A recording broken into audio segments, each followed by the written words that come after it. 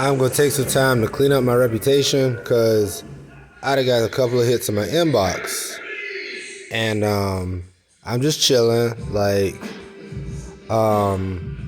There was a comment that Matt Jones made that I wasn't a culture fit and I didn't get a job. This is back in 2012.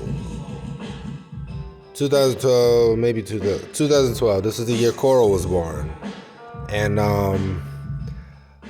let's go back, because I've been in the game for a minute. Fiserv is the first place I want to talk about. Let's talk about Todd Goldsmith. We're going to do short videos. Back then, Fiserv was over on Spalding Drive, out in Norcross.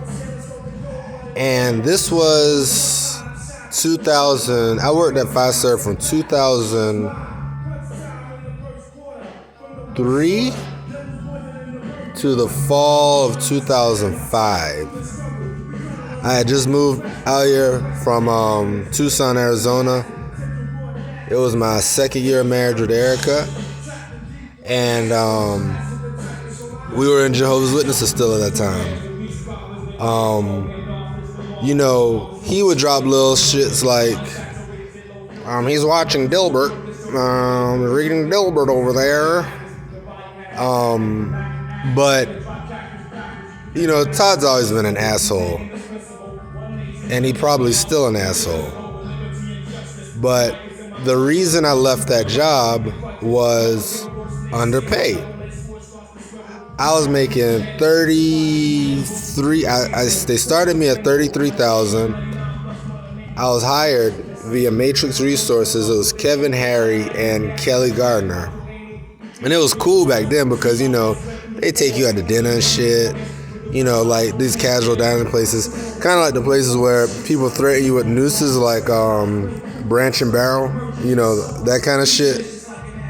Like that neo-Nazi shit at Branch and Barrel. Nice places like that. So I worked there. They started me off at $33,000 a year. After 3 months, they brought me on permanent at $35,000 a year. The job title was the backup operator.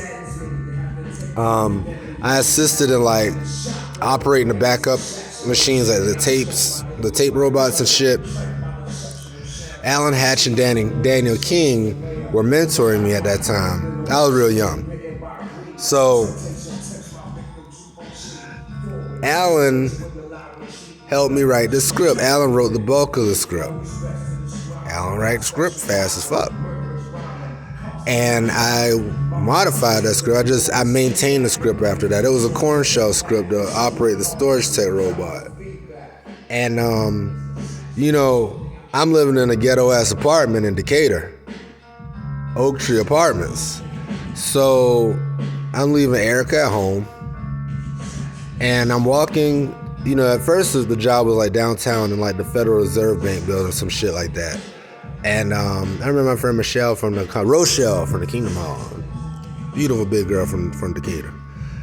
And, I had my friendships on the bus or whatever. And at a certain point, I'm looking at my environment. And it's you got niggas outside smoking weed and whatnot. And I was Jehovah's Witness. So it's I didn't really understand marijuana culture. So it was scary to me. It was very scary to me when I was comfortable. They didn't have no problem with me, but I was scared. I was Jehovah's Witness, so I always running from that shit. I always ran from that shit. And, Oak Tree was still a violent complex, and we didn't have a problem. But the thing is, a lot of people get killed in Oak Tree. Well, it was Kensington Station at the time. Actually, at the time I was living there, there was a hitman out there, and my brother Tony the barber, I called my brother. Willie ain't got no other kids that I know about, but he told me about this hitman. He dropped a lot of people out there. Bop. He came down from New York, and I didn't learn about that story until probably like, I'd say maybe 4 years ago or so. But the thing was, when Tony told me that story, I understood the vibe. It was like there was just so much murder in Oak Tree. So me and Erica started thinking about a house. And we moved to Decatur. And that was cool. Well, we moved to like the other side of Decatur, like the suburb part of Decatur, like close to Ellenwood and shit. And so my commute increased because I couldn't just walk to the train station anymore. Todd Ghost was asking me to challenge. I'm gonna finish my story first. So then we bought a car.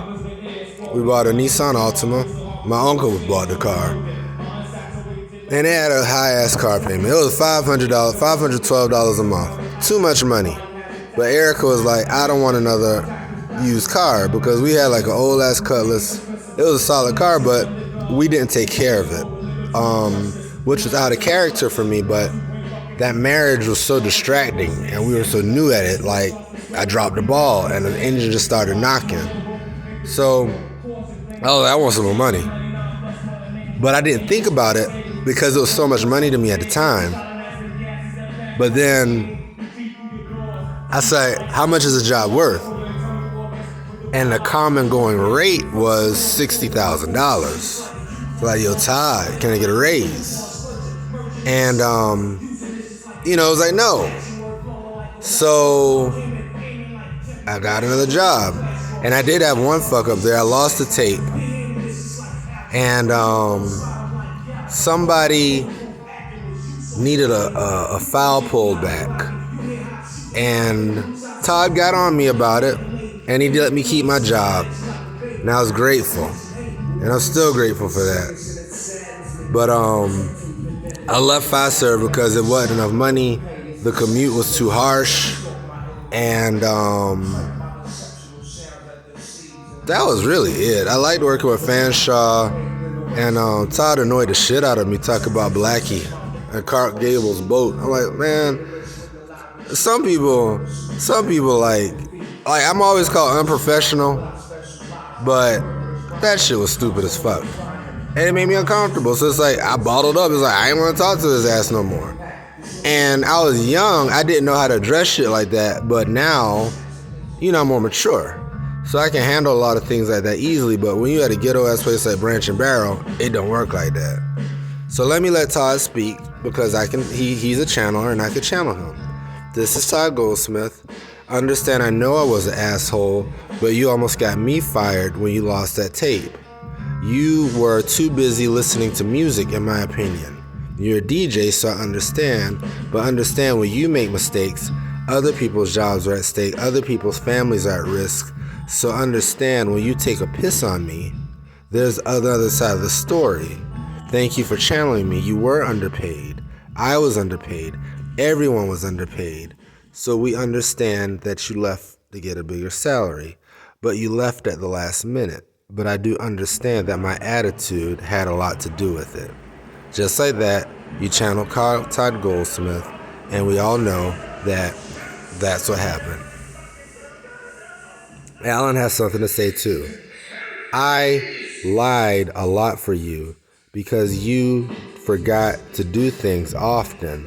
Now I understand you have PTSD, and you've clearly learned how to channel me. Channeling is a common skill in IT, which we see you've perfected with VLC. So there's definitely room for someplace for you in IT. And Daniel King wants to say, I love you, my nigga, the channeling dialect. And you don't have to correct me because we already know. And we know you know how to flow. So we're looking forward to you getting a job so your family can flow. Just like that, you just channeled Daniel King, and we want you to get some mean green and not get lynched. Just like that, we love you so much, and we're sorry you went through Bill the Cook's crooked brunch. Oh.